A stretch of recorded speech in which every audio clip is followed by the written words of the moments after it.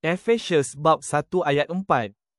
Sebabnya Dia telah memilih kita dalam Kristus sebelum dunia ini dijadikan, supaya kita suci dan tidak bercelah di hadapan-Nya. Mari kita berdoa. Bapa yang Maha Kasih, terima kasih kerana Engkau telah memilihku sebelum dunia diciptakan untuk hidup kudus dan menyenangkan hati-Mu. Aku mengaku segala dosaku dan menyerahkan seluruh hidupku kepadamu. Ubah hatiku, Tuhan, supaya aku tidak lagi mengikut cara aku sendiri, cara dunia, media sosial, atau suara manusia, tetapi hidup menurut kehendak-Mu. Sucikanlah fikiranku melalui Roh Kudus.